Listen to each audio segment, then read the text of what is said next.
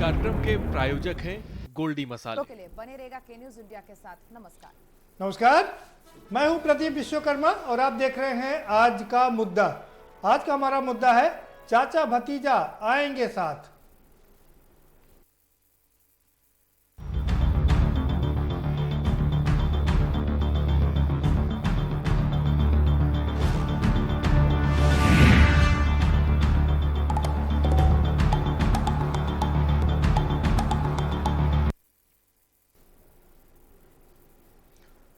दो 2022 के रण का आगाज हो चुका है। सेनाएं सज चुकी हैं, रणभेरियां बच चुकी हैं। अब सिर्फ युद्ध होना बाकी है और अब ऐसे में जो थोड़ी बहुत दिक्कतें हैं उनको दूर कर लेने की कोशिश कर रही हैं राजनीतिक पार्टियां, जिससे कि अपने किले को और मजबूत से मजबूत किया जा सके। इसी कवायद में समाजवादी पार्टी भी जहां छोटे दलों से हाथ मिला रही है, तो उनकी जो सबसे बड़ी दिक्कत या यूं कहें सबसे बड़ी समस्या थी, उसका समाधान भी निकलता हुआ दिखाई दे रहा है। अभी तक ये कहा जा रहा था कि चाचा भतीजे की राह दूर नहीं हुई है। चाचा कह रहे थे कि वो हम फ़ोन करते हैं लेकिन फ़ोन तक उनकी आवाज़ नहीं आती है, उनसे बात नहीं हो पाती है। अखिलेश ने साफ कर दिया है कि हमारी चाचा से बात हो गई है और सब कुछ सामान्य चल रहा है। अब एक कदम और बढ़ के जो खबर आ रही है कि नेताजी स्वयं निकल पड़े हैं। उन्होंने कह दिया कि वो हर मंडल पर मीटिंग करेंगे। ये समाजवादी पार्टी के लिए एक अच्छी खुशखबरी हो सकती है, क्योंकि सभी जानते हैं कि नेताजी की बात का असर भरपूर तरीके से न सिर्फ उत्तर प्रदेश में बल्कि पूरे देश में उनकी आवाज़ सुनी जाती है, उनका अनुसरण किया जाता है। और इतना ही नहीं, एक कदम और बढ़ के खुशखबरी दी समाजवादी पार्टी ने अपने लोगों को कि चाचा भतीजा भी साथ आ जाएंगे और उसका दिन भी बहुत शानदार दिन चुना। वो चुना धरती पुत्र मुलायम सिंह यादव के जन्मदिन पर, यानी कि 22 नवंबर को। तो ये क्या समाजवादी पार्टी इससे अपनी किलेबंदी और मजबूत कर पाएगी? क्या वो अब भारतीय जनता पार्टी को टक्कर दे पाएगी? ये तो सवाल नहीं है, लेकिन सवाल अभी भी लोगों के मन में ये है कि क्या वास्तव में चाचा भतीजा एक साथ आ पाएंगे? क्योंकि दूरियां इतनी बढ़ गई हैं, जब फोन पर भी बात ना हो, जब आमने सामने बैठ के बात ना हो, तो कैसे साथ में आएंगे? और ये कोई पहली और अंतिम कोशिश नहीं है। इसके पहले भी अनेक बार कोशिश की जा चुकी है कि दोनों लोग साथ आए, पूरा परिवार बैठा है, लेकिन बात नहीं बनी थी। लेकिन इसी बीच पूरा परिवार लगातार कोशिश कर रहा था कि दोनों लोग साथ आए और जिस तरह से समाजवादी पार्टी की हालत खराब हुई है उसका उत्थान हो, उसका उद्धार हो। तो अभी तो खबर यही है कि दोनों मिलकर के चुनाव लड़ेंगे और 22 नवंबर को दोनों लोग एक साथ में आ जाएंगे, चाचा भतीजा साथ आ जाएंगे। इसी पर हम चर्चा करेंगे। हमारे साथ में खास मेहमानों का पैनल है, हम उनसे आपका परिचय कराएंगे, लेकिन उससे पहले आपको एक रिपोर्ट के जरिए दिखा देते हैं कि दरअसल पर्दे के पीछे चल क्या रहा है। ये समझने के लिए आपको ये रिपोर्ट देखना बहुत जरूरी है। रिपोर्ट देखिए, उसके बाद इस पर चर्चा करेंगे।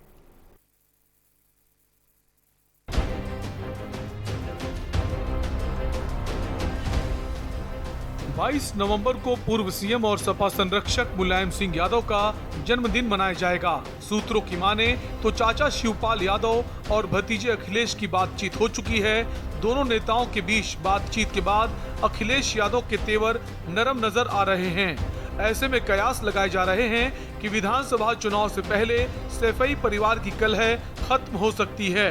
सब कुछ ठीक रहा तो चाचा भतीजे एक साथ मुलायम सिंह यादव का जन्मदिन मनाएंगे। कहा यह भी जा रहा है कि मुलायम सिंह यादव की भी शिवपाल से बात हुई है। बातचीत में शिवपाल सिंह के करीबियों को सम्मान देने का आश्वासन मिला है। इसी सिलसिले में अखिलेश यादव अपने पिता मुलायम सिंह से मिलने दिल्ली पहुंचे। आपको बता दें कि अखिलेश और शिवपाल की आपसी रार से पार्टी को हो रहे नुकसान के बाद मुलायम सिंह यादव सक्रिय हो गए हैं। मुलायम का कहना है कि पार्टी कार्यकर्ताओं से बात करेंगे और हर मंडल पर पार्टी का प्रचार करेंगे।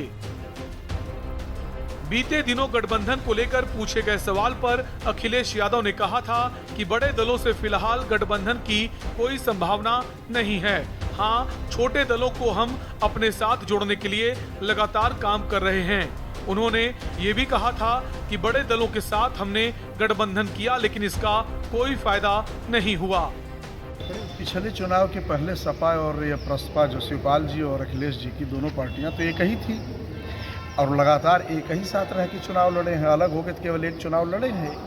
तो इनके एक होने से कांग्रेस की सेहत पर कोई असर पड़ने वाला नहीं है, क्योंकि यह चुनाव मुख्य रूप से उत्तर प्रदेश में दो राष्ट्रीय दलों के बीच में पहली बार होने जा रहा है। यहाँ कांग्रेस और भारतीय जनता पार्टी आमने सामने है। देखिए, उत्तर प्रदेश का विधानसभा चुनाव करीब है।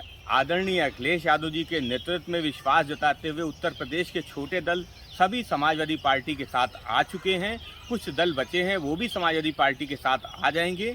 हम समझते हैं कि जहां तक प्रसपा का सवाल है, आदरणीय अखिलेश यादव जी उस पे फैसला करेंगे, लेकिन 2022 में प्रदेश की जनता माननीय अखिलेश यादव जी को इस प्रदेश का मुख्यमंत्री बनते देखना चाहती है। उत्तर प्रदेश में अगले साल विधानसभा के चुनाव हैं। ऐसे में तमाम पार्टियां अपनी चुनावी रणनीति को अंजाम देने में जुटी हैं। बीते दिनों अखिलेश यादव ने चाचा शिवपाल को लेकर कहा था कि उनकी अपनी पार्टी है। यशवंत नगर से वे चुनाव लड़ते हैं। ऐसे में उनके खिलाफ हम अपना प्रत्याशी खड़ा नहीं करेंगे। इसके अलावा उन्होंने ये भी कहा था कि अगर शिवपाल यादव की पार्टी का कोई मजबूत उम्मीदवार मैदान में होगा तो हम उसका भी समर्थन कर सकते हैं। उन्होंने ये जरूर कहा कि भले वो पार्टी में हैं या नहीं हैं, लेकिन परिवार में जरूर हैं। इन सब बातों से लगता है कि 22 नवंबर को जो होगा वो समाजवादी पार्टी के हित में होगा। स्पेशल डेस्क के न्यूज इंडिया।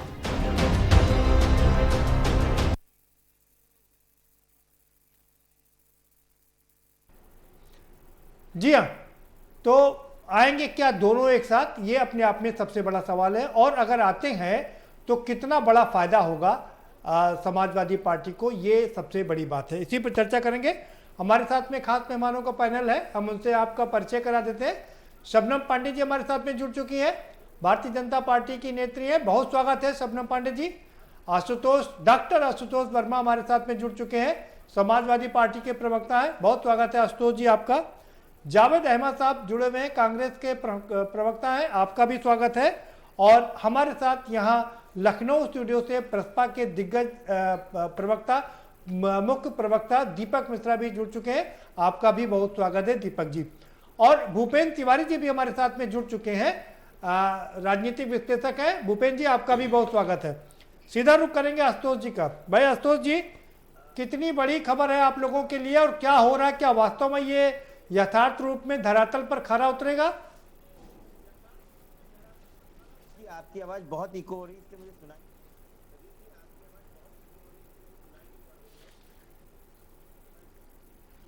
जी अब देखिए, आप मेरी आवाज में कुछ सुधार हुआ? आपको आवाज मिल रही है आशुतोष जी? बिल्कुल बिल्कुल बिल्कुल प्रदीप जी बताइए। जी, मैं ये कह रहा था कि ये जो खबर है कि नेताजी स्वयं निकलेंगे मंडल पर अपनी रैलियों को संबोधित करने के लिए, और साथ ही साथ जो सबसे बड़ा सवाल है वो ये है कि चाचा भतीजा साथ आएंगे, वो भी नेताजी के जन्म दिवस के अवसर पर। प्रदीप जी साधुवाद आपको, और बोलना चाहिए कि आपके मुंह में घी और शक्कर। देखिए, समाजवादी पार्टी के राष्ट्रीय अध्यक्ष माननीय अखिलेश यादव और प्रगतिशील समाजवादी पार्टी के राष्ट्रीय अध्यक्ष माननीय शिवपाल जी यादव कई चीजों में समाजवादी पार्टी के राष्ट्रीय अध्यक्ष ने बात बहुत साफ कर दिया है कि फिलहाल हमारी बात चल रही है। हम जसवंत नगर सीट पे उनके साथ वहां कोई भी कैंडिडेट समाजवादी पार्टी के साथ नहीं करेंगे, और अगर जरूरत पड़ी जो उनके मजबूत कैंडिडेट हैं, जो जीतने वाले लोग हैं, उसके लिए भी विचार विमर्श किया जाएगा। तो ये खुला कई मंचों से माननीय अखिलेश यादव इस बात को बोल चुके हैं। जरूर हाँ, बात जरूर हुई होगी, बिना उसके ऐसी बात करना स्वाभाविक नहीं है। लेकिन वो किस दिन आएंगे, कैसे आएंगे, मुझे लगता है कि एक प्रवक्ता होने के नाते मेरा काम है पार्टी की बातों को साफ तरीके से रखना। क्या अंदर भीतर खाने में चल रही है उसको मीडिया में बता पाना, ये मैं अपना हक नहीं समझता हूँ। लेकिन हाँ, अगर आपकी ये बात है तो मुझे लगता है कि कुछ ना कुछ उसमें तथ्य जरूर होगा, और मैं स्वागत करूंगा ऐसी बातों को। चलिए दीपक मिश्रा जी। जी जी जी, आप तो समाजवादी पार्टी में भी रहे हैं, बौद्धिक उसके अध्यक्ष रहे हैं। और प्रसपा में भी मुख्य प्रवक्ता की भूमिका में बहुत करीब हैं आप शिवपाल जी की। कितनी सच्चाई है इस खबर में और क्या चल रहा है पर्दे के पीछे? देखिए, इसके दो पक्ष हैं, एक सैद्धांतिक पक्ष है, दूसरा व्यवहारिक पक्ष है। सैद्धांतिक पक्ष ये है कि जब जब भी समाजवादी एक हुए हैं तो अपने प्रतिपक्ष को, चाहे वो कांग्रेस के रूप में हो चाहे भाजपा के रूप में हो, हराया ही नहीं है। एक कहावत है लोक भाषा की कि धूल चटाया है।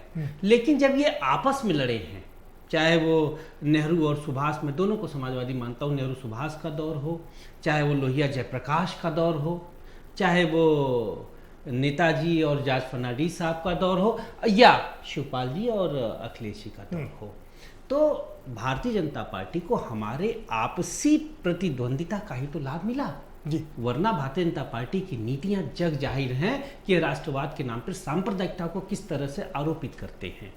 अब दूसरा, ये व्यवहारिक पक्ष पर चुनाव सर पर है, अब तक सारी बातें स्पष्ट हो जानी चाहिए। मैं सिर्फ प्रसपा के मुख्य प्रवक्ता या प्रसपा की बौद्धिक सभा के राष्ट्रीय अध्यक्ष के नाते ही नहीं, लोकतंत्र में गहरी आस्था रखने वाले उत्तर प्रदेश के नागरिक के रूप में भी यह उम्मीद करता हूं कि भाई अखिलेश और शिवपाल सिंह जी अगली सुबह उठते ही साथ साथ सिंहनाद कर दे। अब देर हो रहा है।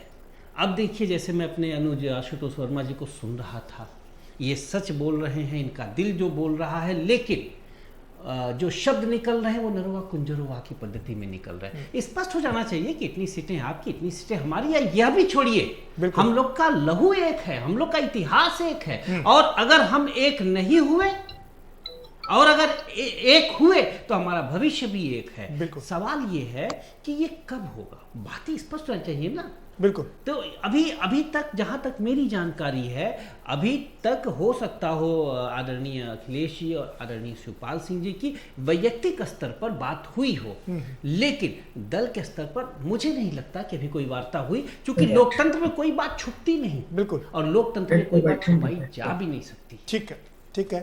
शबनम पांडे जी, आप कैसे देख रही हैं इस मूव को? दो चीजें हैं, एक धरतीपुत्र मुलायम सिंह यादव मंडल स्तर पर रैली को संबोधित करेंगे और ये सब जानते हैं कि उनका एक प्रभाव होता है उनकी बात का एक, और दूसरा चीज उनकी जो दूसरी बड़ी समस्या थी कि चाचा भतीजा अब साथ आ जाएंगे, वो भी जन्मदिन के अवसर पर।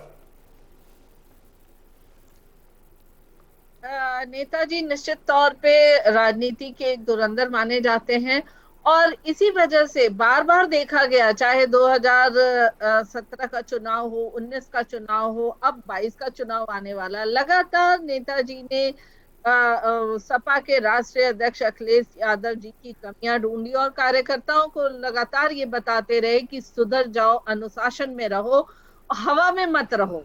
और ये सही बात है कि हवाई पार्टी और गुंडों की पार्टी के तौर पे मायावती जी ने भी इनको मंच से नसीहत देते हुए कहा कि गुंडागर्दी खत्म कर दे। ऐसी पार्टी का क्या भविष्य हो सकता है और जनता कितना इनका साथ दे सकती है, चाहे वो किसी को भी उतार ले। लेकिन जिस तरीके से सत्ता में रहते इनके कार्यकर्ताओं और मंत्रियों ने गुंडागर्दी और अराजकता फैलाया और विपक्ष में रहते हुए लगातार माफियाओं के साथ खड़े दिखते रहे, तो मुझे लगता है ये कुछ भी कर लेंगे, नहीं साथ हो सकते। और माननीय शिवपाल यादव जी का जहां तक है, अभी कुछ दिन पहले ही एक चैनल के इंटरव्यू में वो रुआसे से होते हुए कह रहे थे, मेरा तो माननीय योगी आदित्यनाथ जी और तमाम मंत्री फोन उठा लेते हैं, लेकिन माननीय अखिलेश यादव जी फोन नहीं उठाते हैं। तो जहां पे इतना अनादर, वहां पे किस वक्त वो साथ होते हैं। वैसे राजनीति में दोस्त और दुश्मन कोई नहीं होता, लेकिन अगर सत्ता के लोभ में कोई अपने परिवार में तोड़ कर लेता है, कोई अपने परिवार में बड़ों का अनादर कर देता है, तो आप समझ सकते हैं कि वो राजनीति में जनता के सामने क्या उदाहरण पेश करेंगे और जनता क्यों चाहेगी कि जो परिवार में सत्ता के लोभ में मारकाट शुरू कर सकते हैं, वो जनता के साथ कैसे खड़े हो सकते हैं और जनता की समस्याओं को कैसे समझ सकते हैं, क्या न्याय करेंगे। बिल्कुल ठीक करें। ठीक है शबनम पांडे जी। जी जी, जावेद अहमद साहब, आप क्या कहेंगे, क्योंकि आपकी प्रियंका गांधी वाड्रा भी पूरे फॉर्म में नजर आ रही हैं और वो खुद भी मुख्यमंत्री पद की दावेदारी पेश कर रही हैं। ऐसे में अगर सपा सब एक होती है तो कितनी मुश्किल होगी आपको? नहीं देखिए प्रदीप जी, ये राजनीतिक प्रश्न का जवाब तो फिर उसी तरीके से होगा। किसी भी राजनीतिक दल के लिए चुनौतियां होती हैं और किन्हीं चुनौतियों का वही राजनीतिक दल सामना करते हैं जो जन सरोकार से जुड़े हुए। जहां तक जिस विषय पर डिबेट है, देखिए हमारी परंपराओं में राजनीति एक अलग विषय है।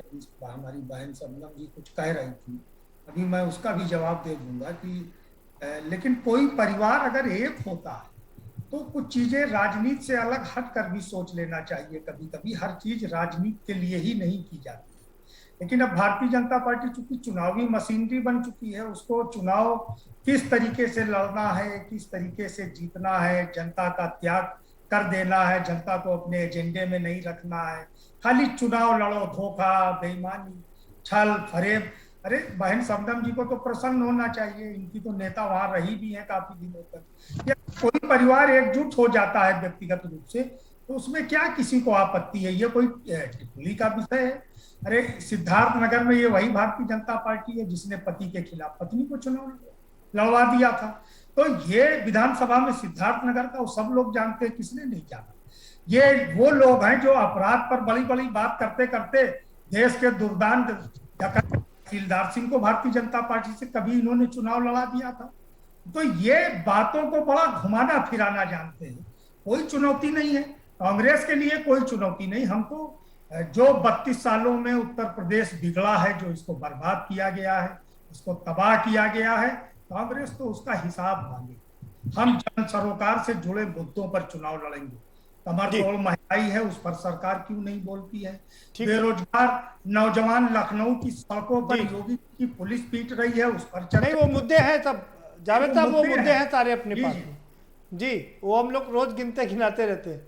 नहीं जी, ठीक है, सर आएंगे आपके पास दोबारा से। भूपेन जी। हाँ प्रदीप सर बोले। हाँ जावेद जी, अपनी बात पूरी कर लीजिए। देखिए ये मेरा अपना। जावेद जी मैं आपके पास दोबारा से आऊंगा। भूपेन जी। ठीक है जी जी जी जी, अपनी बात पूरी कर लीजिए जावेद जी। मैं बात पूरी कर लूं? हेलो प्रदीप भाई। जी जी जी, देखिए इसको मैं जी अपनी बात पूरी कर लीजिए जावेद जी। मैं वही बोल रहा हूँ प्रदीप जी कि किसी पारिवारिक विषय पर कोई इस तरीके की टीका टिप्पणी नहीं होनी चाहिए। किसी परिवारों का अपना व्यक्तिगत जीवन भी होता है, किसी व्यक्ति का जीवन होता है, लेकिन उस व्यक्तिगत जीवन में आप इस तरीके की अनावश्यक टिप्पणी करें कि जिसका हमारी सभ्यता और संस्कृति से मेल ना खाता हो, ये क्या उचित है? एक तरफ फिर अगर मैं ठीक है जावेद भाई, जावेद जी बात ठीक है कि बहस है, जावेद जी आपकी बात ठीक है कि परिवार व्यक्तिगत टीका टिप्पणी नहीं करना चाहिए, नहीं होती है। ठीक है जावेद जी, बात हो गई आपकी।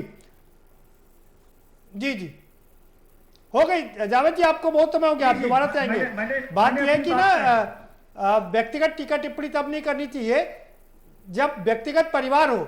ये व्यक्तिगत परिवार नहीं, ये तो राजनीतिक परिवार है, और राजनीति में जब आते हैं तो आपके ऊपर सब कुछ किया जाता है। भूपेंद्र तिवारी जी कैसे देखते हैं आप इस मूव को? चाचा भतीजा एक साथ आएंगे, वो भी नेताजी के जन्मदिन के अवसर पर। प्रदीप जी देखिए, थोड़ा सा इसका पिछला परिप्रेक्ष्य देखिए। एक समय ऐसा था जब मुलायम सिंह यादव जी और शिवपाल जी पार्टी में हुआ करते थे, तो उस समय प्रोफेसर राम गोपाल जी को पार्टी से बाहर किया गया था, और प्रोफेसर राम गोपाल जी ने रोते हुए कहा था कि मैंने अपना पूरा जीवन खपा दिया और हमें अभी बाहर कर दिया गया। तो उन्होंने अखिलेश यादव को साधा और अखिलेश यादव के माध्यम से उन्होंने पार्टी पर कब्जा कर लिया, पार्टी को अपने कब्जे में लिया, और इसके बाद शिवपाल सिंह यादव को ही बाहर कर दिया। एक समय ऐसा था कि जब अखिलेश यादव मुख्यमंत्री रहते हुए उनकी पार्टी ने उन्हीं को अपने पार्टी से निष्कासित कर दिया था। तो इसका परिप्रेक्ष्य थोड़ा सा, इसकी लड़ाई तो हमको लगता है कि डायरेक्ट बैकग्राउंड में रह करके प्रोफेसर साहब और शिवपाल जी लड़ रहे हैं, और फ्रंट पर शिवपाल जी और अखिलेश यादव दिख रहे हैं।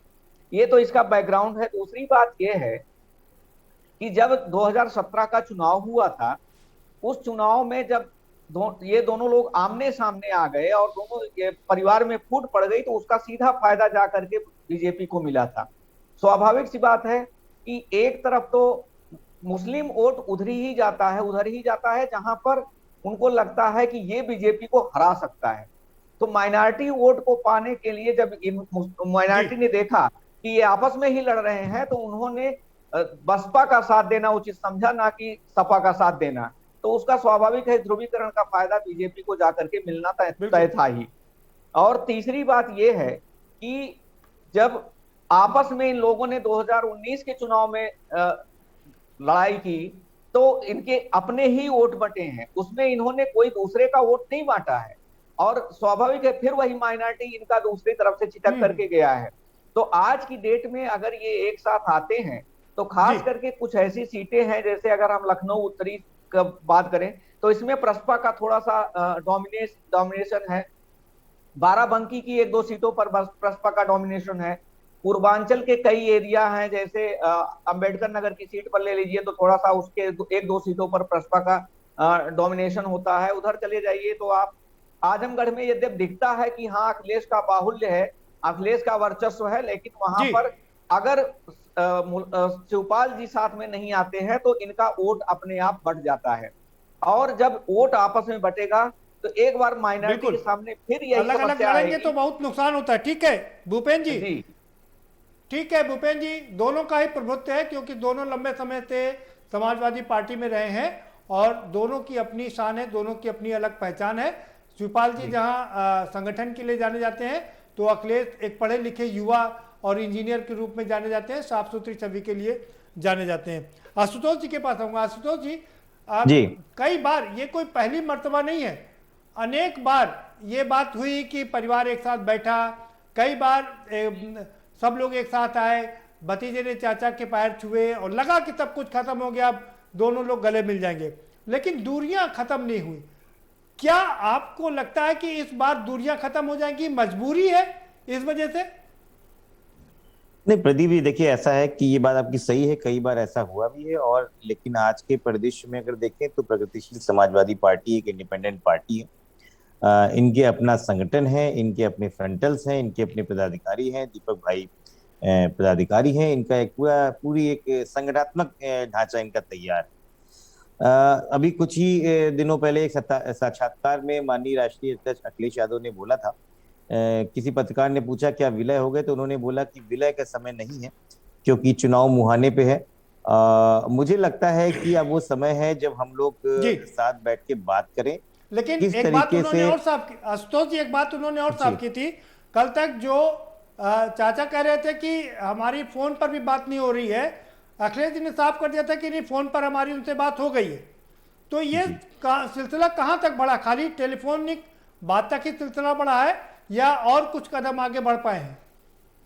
नहीं देखिए, ऐसा है, पारिवारिक तो लगातार कई चैनलों पर भी देख रहे हैं, एक शादी के कई प्रोग्रामों में, घर के प्रोग्रामों में साथ में रहे हैं दोनों लोग।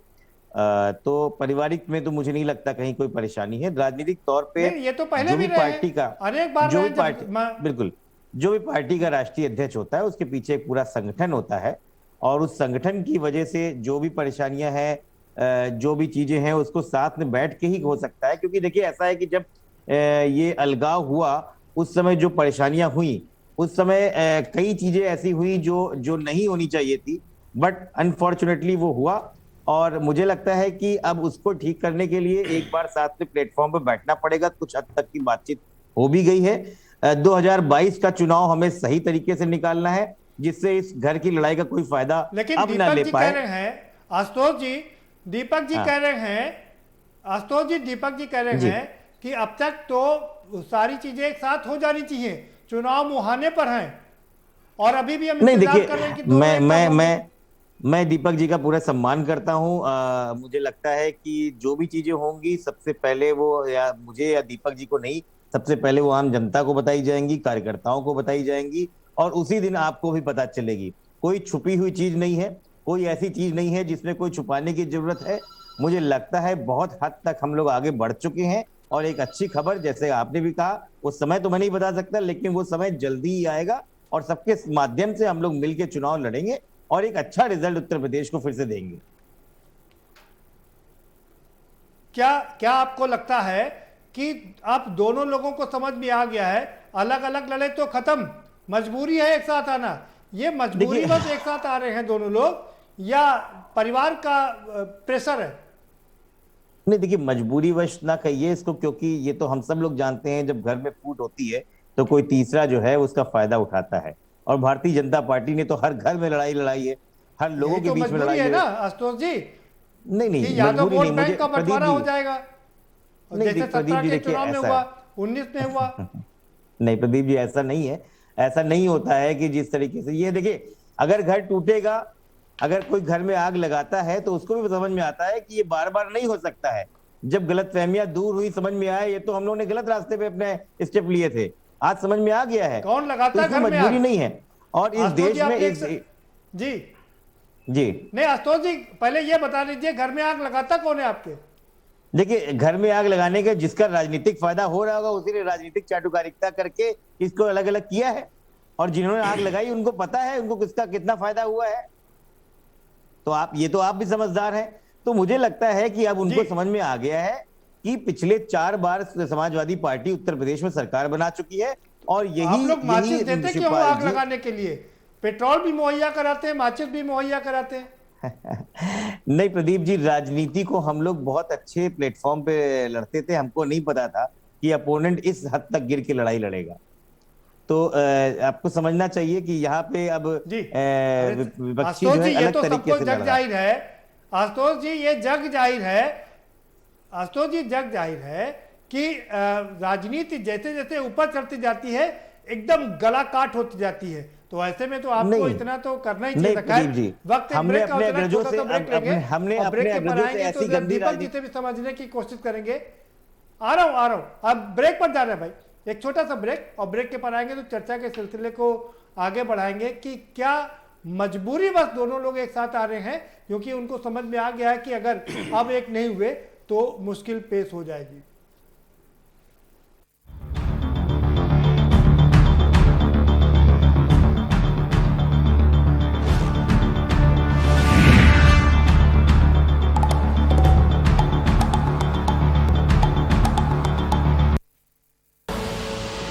देख रहे हैं के न्यूज, खबरों का सारथी।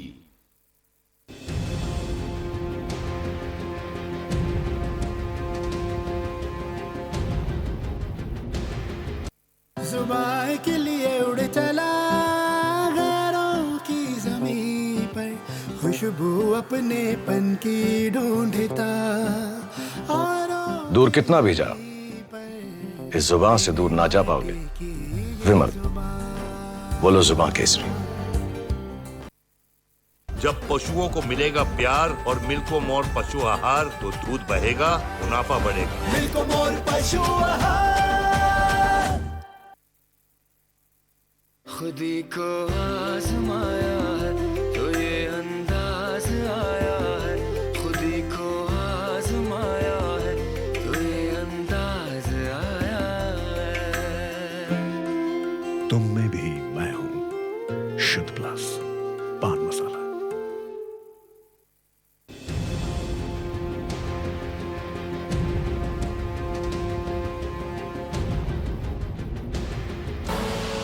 आप देख रहे हैं के न्यूज, खबरों का सारथी।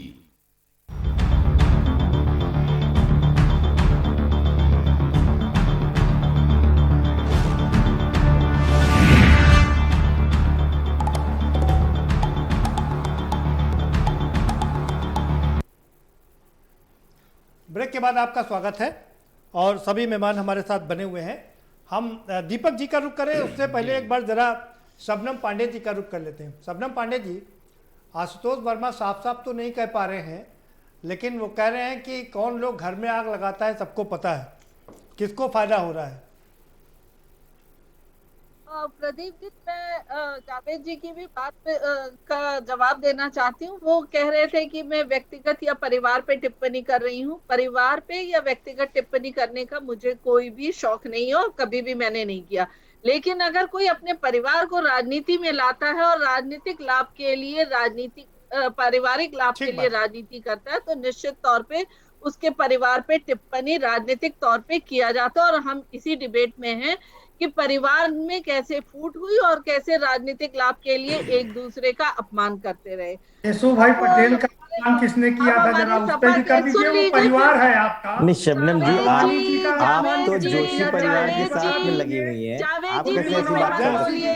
जावेद भाई जरा आशुतोष जी को जवाब दे लेने दीजिए। जी जावेद जी, आपकी पार्टी भी परिवार की पार्टी है। बीच जावेद जी, आशुतोष जी अपनी बात रखिए, जवाब दे दीजिए। आप झूठे कारखाने जावेद जी, आशुतोष जी की बारी भाई, आशुतोष जी को जवाब दे लेने दीजिए, सवाल उन्हीं का था।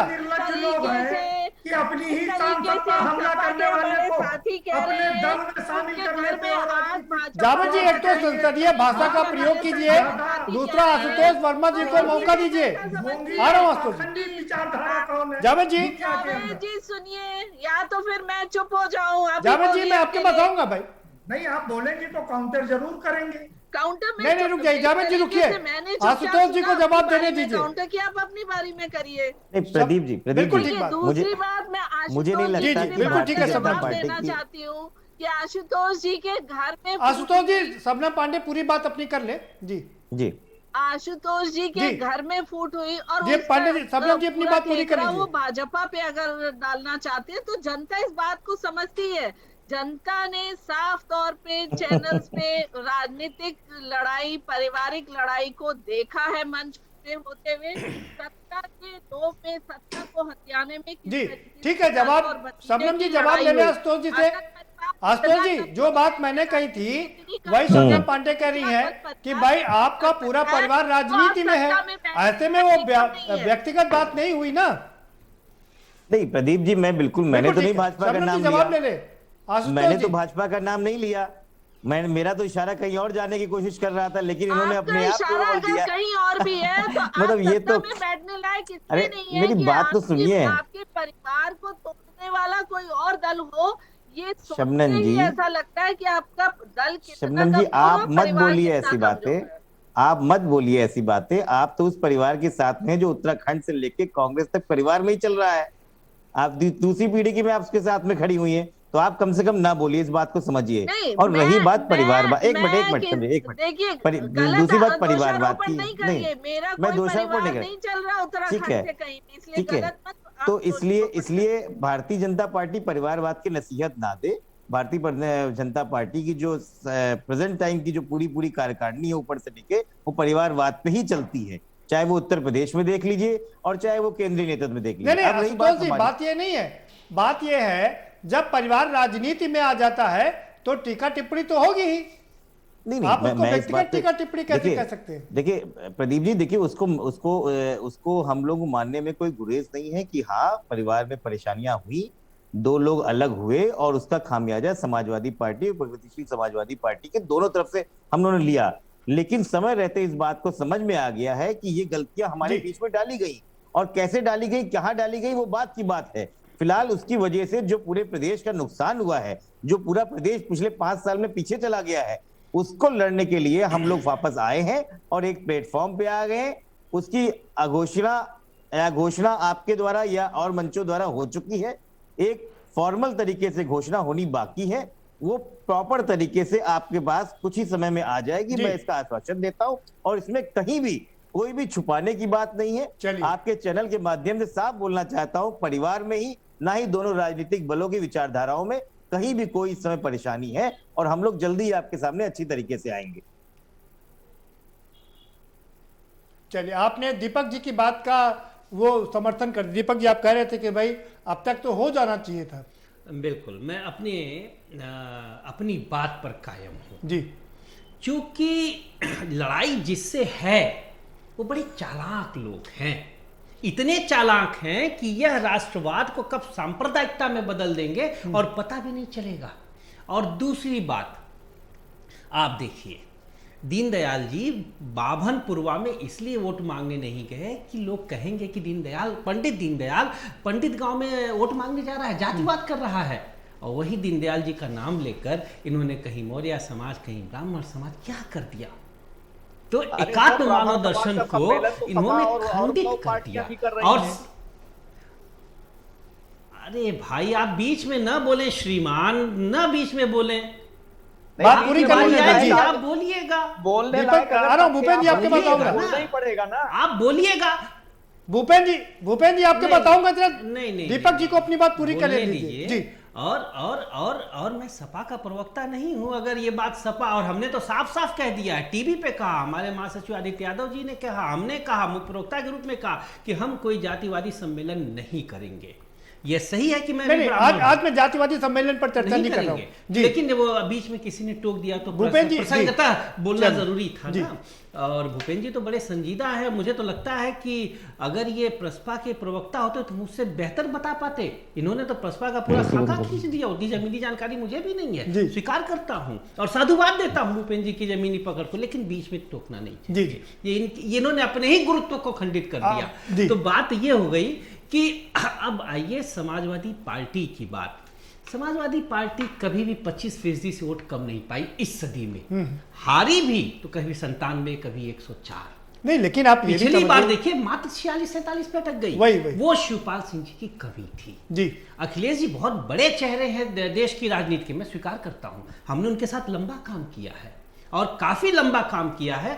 और अगर मैं यह भी कह दूं कि मुझे समाजवादी पार्टी की नहीं, लेकिन दीपक जी मेरे मन में एक सवाल है। लेकिन ये बात खत्म होनी चाहिए। वो बहुत बड़े चेहरे हो सकते हैं, लेकिन उस चेहरे का क्या करें जिसकी रीढ़ कमजोर हो। बिल्कुल। शिवपाल जी समाजवादी आंदोलन के वर्तमान में सबसे बड़ी रीढ़ है, लोकबंधु राजनारायण की तरह से और चौधरी चरण सिंह की तरह। ठीक बात है, लेकिन एक सवाल यह है, रहीम दास जी का एक दोहा है, रहीमन धागा प्रेम का मत तोड़ो चटकाए और टूटे से फिर ना जुड़े गांठ पड़ जाए। आपको लगता है कि अगर ये जुड़ भी गया तो भी मन में गांठ रहेगी कि यह पूरा स्मूथ हो जाएगा? हमें दूर करना पड़ेगा। मैं भाई आशुतोष जी के माध्यम से भाई अखिलेश तक ये सीधा संकेत दे रहा हूं, साफ साफ कह रहा हूं कि हम दिलों में दरार न होने देंगे। मेरे हिस्से की जमीन रख लो भाई, आइए मिलकर भारतीय जनता पार्टी को हराएं।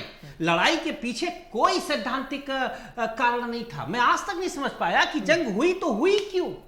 मैंने 30-35 किताबें लिखी हैं, आधी दुनिया घुमा हूं, अल्बर्ट आइंस्टीन के उस सिद्धांत और मात्रा भेद तक की व्याख्या कर डाली, लेकिन आज तक मैं नहीं समझ पाया कि लड़ाई का कारण क्या था। शिवपाल जी कहते थे अखिलेश जी ही मुख्यमंत्री होंगे, विधायक दल में प्रस्ताव मैं रखूंगा। स्वाभाविक दावेदार होने के बावजूद कहते थे कि वो हमारे चाचा हमेशा पैर छूते थे। और मैं एक बात कह दूं, मैंने आज तक अर्जी लेकर भाई अखिलेश जी के सामने नहीं गया कि हमें भी एमएलसी या राज्यसभा बना दो। एक दो बार उन्होंने कहा भी, मैं खुल के ये बात रोषोद्घाटन कर रहा हूं, एक दो बार इन्होंने कभी एक बार हेलीकॉप्टर में कहा, एक बार साथ में लोग गाड़ी जा रहे थे, कहा कि तुम्हें सरकार में होना चाहिए। मैंने कहा कि रहने जी मैं संगठन में ही ठीक हूं। सवाल यह है कि जब हम लोग त्याग के लिए आतुर थे और त्याग कर भी रहे थे, आपको क्या लगता है कि आखिर ये गांठ क्यों पड़ी? आखिर ये गांठ क्यों? और एक चीज और बता दें, इसके लिए भारतीय जनता पार्टी को दोष देना आंख बंद करके अंधेरे के गुमा में आना है। जुबान कहती है सारा कसूर उनका है, जमीर कहता है गुनहगार हम भी हैं। हमें आत्मलोचन करना पड़ेगा। अगर नहीं करेंगे तो अब सवाल अस्तित्व का आ गया। आशुतोष जी, दूसरे को दोषी बताने से ज्यादा बेहतर है कि आत्म अवलोकन करना पड़ेगा। नहीं, बिल्कुल प्रदीप जी, मिलके हराना पड़ेगा। नहीं मिलेंगे तो हम हारेंगे, किस्तों में हम हारेंगे। नहीं प्रदीप जी, मैंने पहले भी कहा और इस बात का हम लोगों का, देखिए अगर हमको नहीं पता या आत्मलोकन ना किया होता तो ये कदम कभी भी ना बढ़ा होता। अगर हम इसी गुमान पे रहते कि हमारी वजह से नहीं गड़बड़ी तो ये कदम बढ़ा नहीं होता। और ये समझ में आया है कि हाँ गड़बड़ियां हुई हैं, उसके लिए ही हम लोग आगे बढ़े। माननीय राष्ट्रीय अध्यक्ष ने बहुत खुले मंचों में उन्होंने बोला है कि वो चाचा हैं, उनसे हर समय बात होगी, उनका पूरा सम्मान रखा जाएगा, सरकार बनेगी तो उनको उचित सम्मान के साथ सरकार में दर्जा दिया जाएगा। ये भी कहा कि जो भी उनके साथ में लड़ने वाले लोग हैं, जो जीतने वाले हैं, उनके बारे में ये सब तो कह दिया, लेकिन जरा ये भी बता दीजिए कि कितनी सीटों पर गठबंधन करेंगे? आरजेडी राष्ट्रीय लोकदल से तो 22 सीटों पर गठबंधन हुआ है। मुझे लगता है कि आपकी खोजी पत्रकारिता का सलाम। इस बारे में मुझे लगता है कि जब तक पूरा घोषणा हमारे राष्ट्रीय अध्यक्ष ना करे, मुझे नहीं लगता प्रवक्ता के नाते मैं इस लायक हूं कि वहां पे मैं इस बात को करूं। हाँ, लेकिन सम्मानजनक स्थिति में जरूर रहेंगे। अच्छा, वो दीपक मिश्रा जी कमेंट कर रहे हैं कि हमारा तो पूरे प्रदेश में संगठन है। नहीं तो बिल्कुल, अब अगर वो जैसा चाहेंगे, देखिए जब दीपक मिश्रा जी ने अपनी सारी कमान माननीय अखिलेश यादव, माननीय शिवपाल जी को दे रखी है, तो मुझे लगता है कि उस स्तर पे बातचीत हो जाएगी, ना दीपक जी को कोई परेशान होगी, ना डॉक्टर आशुतोष वर्मा को कोई परेशानी होगी। हमारे दिल तो वैसे भी एक हैं, ना कभी जबान कहीं गलत हुई है, ना कभी किसी के खिलाफ बोला है। ठीक है, ठीक है, जावेद भाई के पास चलते हैं। जी जावेद जी, आप पहले अपनी बात रख लीजिए, आप कुछ कहना चाह रहे थे, उसके बाद हम चर्चा आगे बढ़ाएंगे। नहीं, हमने बात पूरी कर दी थी, आप सवाल ले लीजिए। जी जावेद जी, आपको क्या लगता है कि जो मैंने रहीम दास जी का दोहा पढ़ा कि रहमत धागा प्रेम का मत तोड़ो चटकाए, आपको लगता है कि गांठ मतलब इतना आसान नहीं होगा एक होना? देखिए, निश्चित रूप से प्रदीप जी, ये तो इसमें सच्चाई है और सत्यता है, लेकिन इसको तो आशुतोष जी और दीपक जी ही अच्छी तरीके से समझ पाएंगे कि इनको करना क्या। ये तो सच है, बिल्कुल सच है कि एक बार अलग होने के बाद जुड़ाव जो होता है उसमें कहीं ना कहीं चीजें कुछ होती हैं जो गांठ की तरीके से लोगों को दिखती हैं। तमाम लोगों की अपनी इच्छाएं होती हैं राजनीति में। अच्छा, आपको लगता है जावेद साहब, आपको क्या लगता है कि अगर दोनों लोग एक साथ मिल करके लड़े, नेताजी भी अगर मंडल स्तर पर चुनावी रैली को संबोधित करें, आपको लगता है कि सपा भाजपा को फाइट दे पाएगी? इतनी बड़ी, इतनी जाइंट पार्टी है भारतीय जनता पार्टी। देखिए, भारतीय जनता पार्टी इतनी बड़ी पार्टी अब नहीं रही। ये तथाकथित विश्व की नंबर 1 पार्टी के नंबर 2 लोग जो है, ये इनका पूरा जो है परसेप्शन खुल चुका है। ये कहते क्या है, करते क्या है। ये लगातार सबका साथ, सबका विश्वास, सबका विकास और सबका प्रयास, लेकिन ये नहीं बताते कि सबके साथ लगातार विश्वास। जावेद जी, ये तो सब आप तो लगातार देख ही रहे होंगे, भारतीय जनता पार्टी ने जिस तरह से घेरेबंदी की है, 7 मंत्रियों की एक कमेटी बनाई है, 7 प्रदेश प्रभारी बनाए हैं, 1 प्रदेश प्रभारी, 7 सह प्रभारी बनाए हैं, आरएसएस का संगठन, प्रदेश का संगठन, केंद्र का मंत्रिमंडल, इतना घेर दिया है आप लोगों को। आपको लगता है कि एक होने के बावजूद सपा उनसे लड़ पाएगी? पश्चिम बंगाल में हर विधानसभा क्षेत्र में लगभग 2000 का इनका जो है एक टीम पड़ी हुई थी। हर विधानसभा में पूरा पीएमओ लगा था, पूरी केंद्र सरकार, सारे मुख्यमंत्री, मंत्री जातिवार गांव में लगे थे। हर तरीके का प्रयास किया। जब जनता कोई मन बना लेती है तो फिर उसके आगे कोई भी प्रयास टिकता नहीं है जी। वो धूल की तरीके से उड़ जाता है। जनता कैसे मन बनाती है? लोग, प्रदीप भाई, आपने दिखाया, आप समझ रहे हैं कि बड़ी बड़ी बात करने वाले लोगों ने जब 7,500 रुपए करीब का सप्लीमेंट्री बजट पेश किया तो किसानों के लिए 200 करोड़ और अपने झूठ के प्रचार के लिए 500 करोड़ आवंटित कर लिया। तो ये जो चीजें हैं, इनको अब जनता समझने लगी है। अरे ठीक है, वो तो सभी पार्टियां करती। जावेद साहब, आप नहीं कर पा रहे तो क्या करें? आपकी तो महाराष्ट्र में सरकार है, देश की आर्थिक राजधानी, आप नहीं कर पा रहे तो उसमें भाजपा का दोष थोड़ी है। आप भी करिए। दोस्त की नहीं दोस्त की बात, फायदा सबको होगा। अपने को अलग बताने वाले लोग कितने बड़े झूठे निकले। इनकी हर बात तो झूठ है, चाहे आजादी के पहले हो चाहे आज हो। अरे वो अलग है, वो अलग उनकी पूरी चुनाव लड़ने की मशीनरी है और वो हरदम चुनाव लड़ने के लिए टॉप पर खड़े रहते हैं। गुजरात में चुनाव 17-18 महीने बाद है, दिसंबर में है 2022 में। तैयारी अभी तक चल रही है, आप देखिए। वो तैयारी, मैंने कहा ना कि जनता से इनको कोई मतलब नहीं है। ये पूरी तरीके से किस तरीके से देश की धन संपदा को, उसके संसाधन को किस तरीके से मित्रों के हवाले कर दिया जाए, किस तरीके से संगठित घोटाले किए जाए। ठीक है जावेद साहब, होने पाए। ठीक है जावेद भाई, बात हो गई। देश में हो रहा है। शबनम पांडे जी, सवाल ये है कि अगर ये दोनों एक हो गए तो आप यादव वोट का बंटवारा कैसे कर पाएंगे? यहाँ पर वोटों के, मुस्लिम वोटों के बंटवारे के लिए तो वैसे ही आ गए हैं, यादव वोटों का बंटवारा कैसे होगा?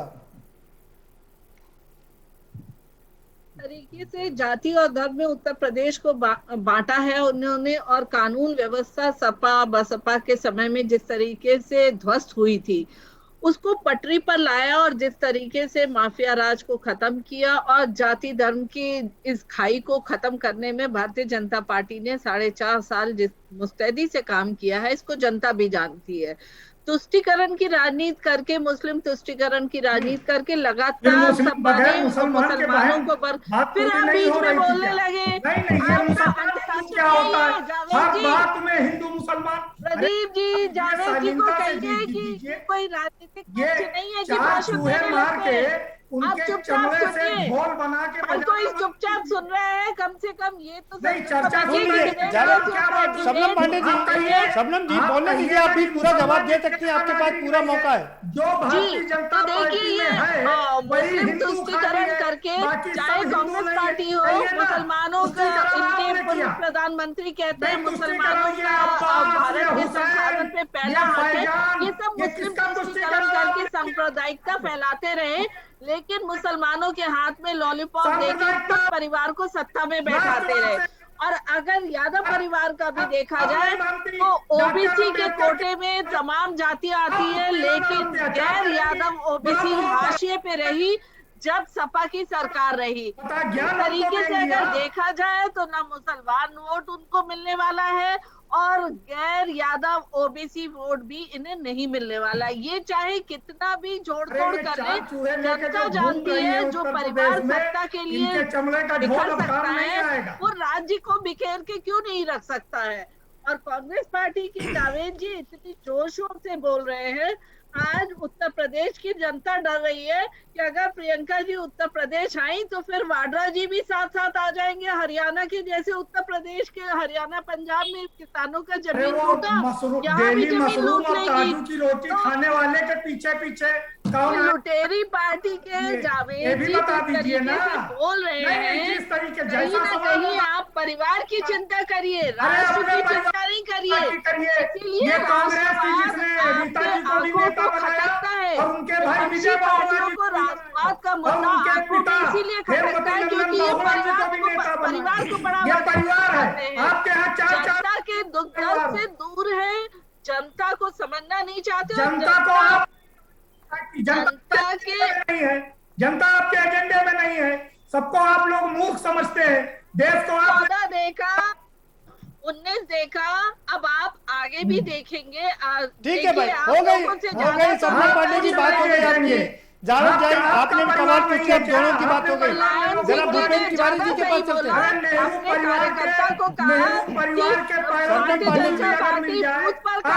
जावेद जी, बात हो गई दोनों की आपको। जावेद जी, आपकी बात हो गई भाई, आपने तमाम सवाल पूछ लिए। शबनम पांडे जी, आपने जवाब भी दे दिया। आ रहा हूँ आपके पास में, भूपेंद्र जी का रुख करेंगे। भूपेंद्र तिवारी जी, क्या लगता है कि अगर दोनों लोग एक साथ आ गए तो यादव वोटों का, शबनम पांडे जी हो गई बात, तो लगता है यादव वोट जो अभी तक बढ़ रहा था वो एक तो वो कंसोलिडेट होगा और दूसरा अल्पसंख्यकों को ये भरोसा हो जाएगा कि नहीं ये पार्टी जीत सकती, तो वो एकमुश्त इधर चले आएंगे। भूपेंद्र जी। प्रदीप जी एक चीज ध्यान दीजिएगा, दीपक जी भी कह रहे थे कि भूपेंद्र जी का ज्ञान थोड़ा सा प्रसपा के बारे में ज्यादा है, तो मैं थोड़ा सा और सपा के बारे में बता दूं कि आदरणीय शिवपाल जी ने जब ये प्रस्ताव रखा था कि अखिलेश यादव ही मुख्यमंत्री बनेंगे, तो उन्होंने ही प्रस्ताव रखा था। और आपको शायद मीडिया फुटेज वो दिखेगा जिसमें अनाउंस करते समय आदरणीय मुलायम सिंह जी से कह रहे हैं कि अखिलेश वाली बात को कह दीजिए, अखिलेश वाली बात को कह दीजिए। और उस समय वो बैठे हुए वही कहते हैं कि अखिलेश को पार्टी से निष्कासित किया जाता है।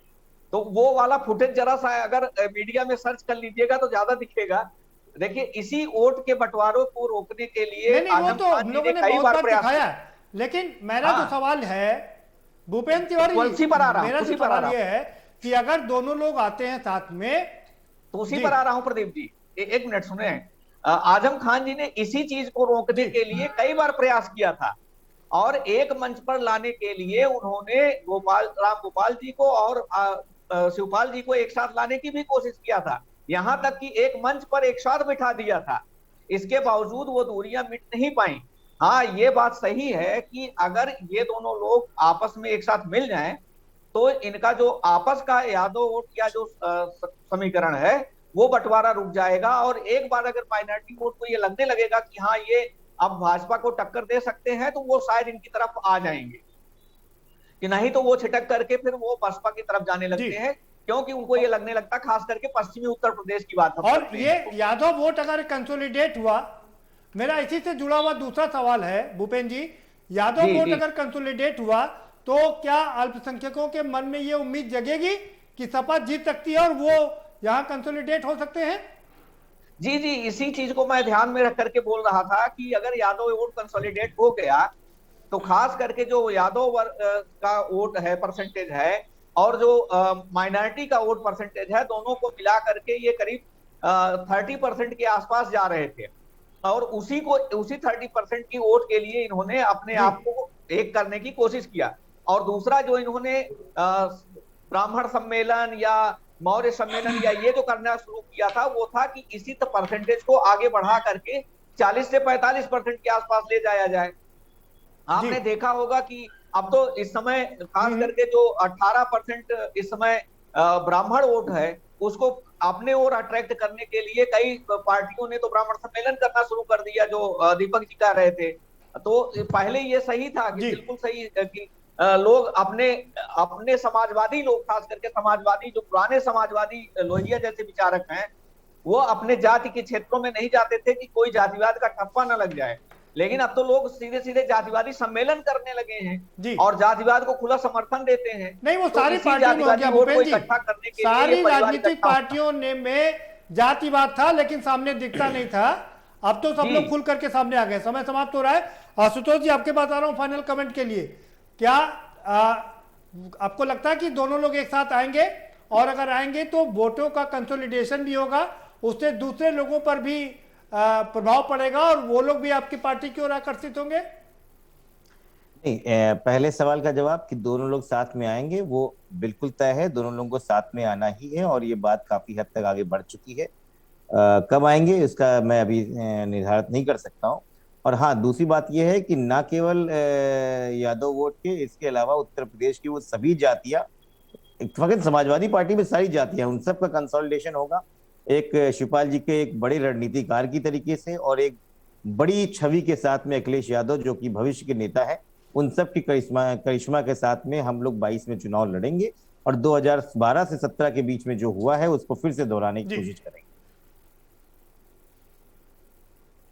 चल दीपक मिश्रा जी, आपका फाइनल कमेंट। यदि समाजवादी महारथी माने जाते हैं संगठन के, यदि समाजवादी खेमा एक होकर लड़ा तो वह विकल्प बेहतर बनेगा। अन्यथा इसके पहले 3 चुनाव हम हारे हैं, आगे के भी 3 चुनाव हारेंगे। लोहिया ने इतिहास चक्र में लिखा है कि इतिहास का पहिया बड़ा निर्मम होता है, इतिहास इतना क्रूर होता है। उसने राम को नहीं छोड़ा, कृष्ण को नहीं छोड़ा, अकबर को नहीं छोड़ा, सिवाय खाक के बाकी किसी निशान से न थे। जमी से दब गए, दबते जो आसमां से न थे। मैंने संकेत में कह दिया। जी चलिए जावेद साहब, आपका फाइनल कमेंट। निश्चित रूप से भारतीय जनता पार्टी से सीधी लड़ाई कांग्रेस की होगी प्रियंका जी के नेतृत्व में, और जनता के मुद्दों पर होगी, और जनता के आशीर्वाद से कांग्रेस एक बेहतर विकल्प उत्तर प्रदेश में देने की स्थिति में आ चुकी है। और आप लोग स्वयं कहेंगे कि उत्तर प्रदेश में प्रियंका जी की अगुवाई में कांग्रेस अच्छी तरीके से खड़ी हुई और एक बड़ा चमत्कार हुआ है। यह आप लोग स्वयं मतगणना के दिन कहने के लिए विवश। जी चलिए, शबनम पांडे जी, आपका फाइनल कमेंट क्या होगा? तो जावेद साहब तो कह रहे हैं सीधी लड़ाई आपकी उनसे होगी और आप कह रहे हैं कि आपकी सीधी लड़ाई सपा से है। अरे प्रदीप भाई तो कि ओवैसी से हो जाए। फिर से बोलने लग गए जावेद जी, थोड़ा अनुशासन सीखिए।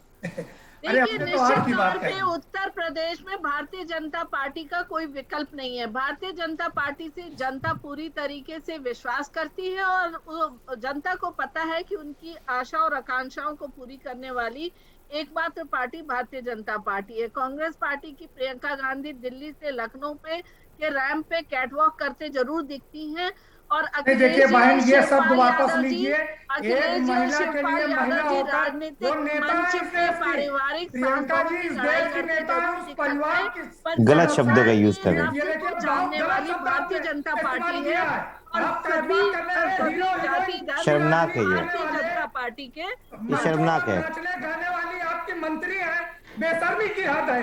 इस तरीके के शब्द का इस्तेमाल आपके यहाँ होता है। ये कितने मर्यादित और लोग नाचने और जावेद भाई अपने जावेद भाई जब का नाम बदलने की जरूरत है। चमड़ी निकालने की बात कर रहे थे तब भी अपने शब्दों पर ध्यान दे लिए होते तो ज्यादा अच्छा होता। जो इतनी तेजी से आप चिल्ला रहे हैं, जिस समय आपने चमड़ी निकालने की बात की थी, अगर उस शब्द पर ध्यान दिए होते।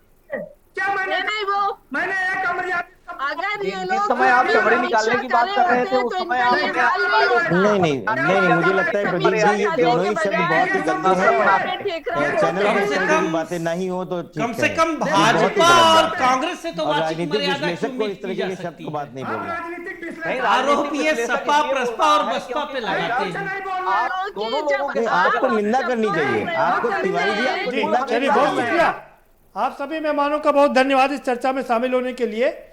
तो कुल मिलाकर के मामला यही है कि अगर सपा और प्रसपा एक ना हुए तो जैसे पिछले 3 चुनाव हारे हैं, 12 के बाद 17 का चुनाव हारे, 19 का चुनाव हारे हैं, वैसे बहुत मुश्किल हो जाएगा। लगातार कोशिश हो रही कि दोनों लोग एक साथ आए और चुनाव लड़े। और कहा यह जा रहा है कि 2 चीज़ें अच्छी घट रही हैं समाजवादी पार्टी में। पहली कि मुलायम सिंह यादव, हालांकि उनको उम्र हो चुकी है, उसके बावजूद वो मंडल स्तर पर रैली को संबोधित करेंगे और उन्हीं के जन्मदिन के अवसर पर दोनों लोग एक होंगे। और अगर दोनों लोग एक होंगे तो ना सिर्फ यादव वोटों का कंसोलिडेशन होगा बल्कि मुस्लिम वोट भी साथ में कंसोलिडेट होगा और दूसरी जातियां भी उनकी ओर आकर्षित होंगी। लेकिन क्या ये हो पाएगा, ये अपने आप में सबसे बड़ा सवाल है और इसी पर चर्चा को समाप्त करेंगे। फिलहाल इस कार्यक्रम में इतना ही।